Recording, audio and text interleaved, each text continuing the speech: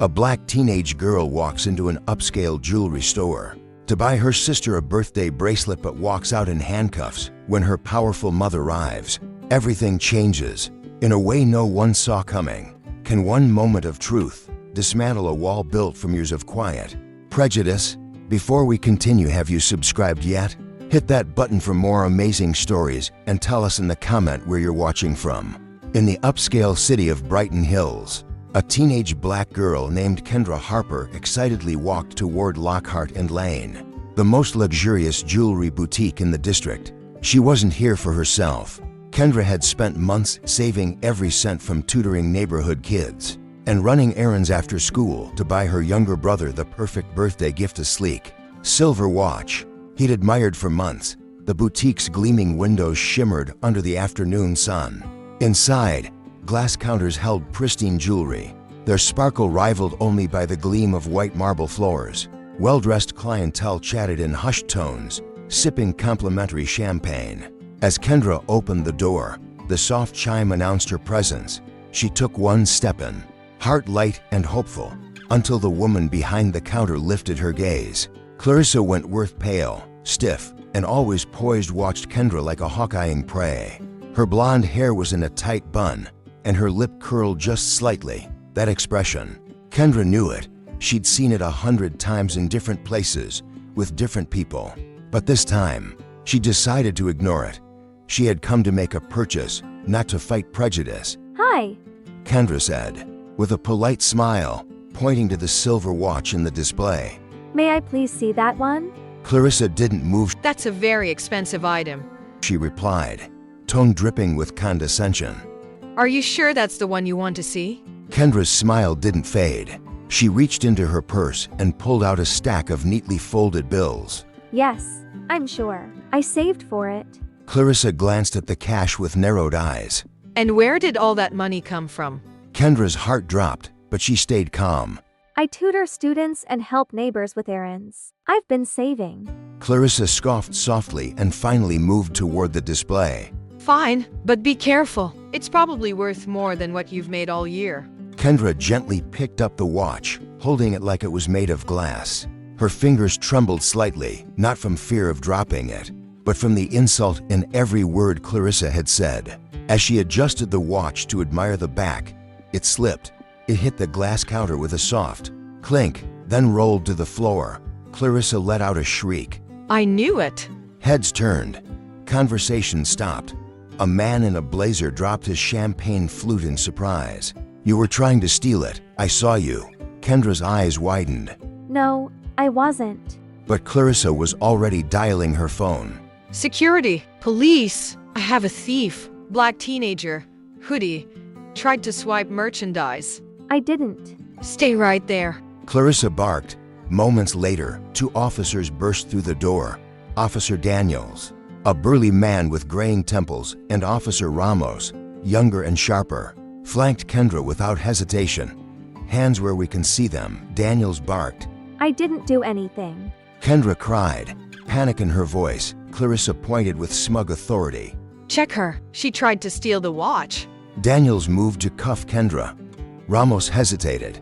Kendra's breath was shallow. She remembered every warning her mom had ever given her. Stay calm. Stay still. Don't argue. Don't run. Don't give them a reason. She didn't resist, but she spoke. Call my mom, now. Clarissa rolled her eyes. Let me guess. She's a lawyer? She laughed. Or maybe she's going to cry about injustice on the news. Kendra ignored her. She pulled out her phone slowly and called. Mom, I need you. Lockhart and Lane, now. As Chief Helena Morris and her daughter, Kendra, stepped out of Silvertide Jewelers, the heavy glass door swinging shut behind them. The tension inside still clung to the air like the aftershock of a thunderclap. For Kendra, it should have felt like victory, but all she felt was a quiet, bitter exhaustion. Her fingers were still sore from clenching so tightly. Her breath still shallow. Her thoughts replayed the moment Margaret accused her again and again. Her voice like venom laced with old assumptions. No amount of camera footage could erase the humiliation of standing accused with handcuffs inches away. Helena walked beside her, a protective presence forged in discipline and steel. Her suit sharp, her stride decisive. But even she wore the fatigue of the moment like armor cracking at its seams. Only once they reached the patrol SUV did Helena speak, unlocking the doors with a click. You okay? Kendra gave a dry laugh that held no humor. Do you want the honest answer? Helena paused, studying her daughter. Always. Kendra exhaled slowly. No, I'm not okay. The words hung between them, simple yet massive.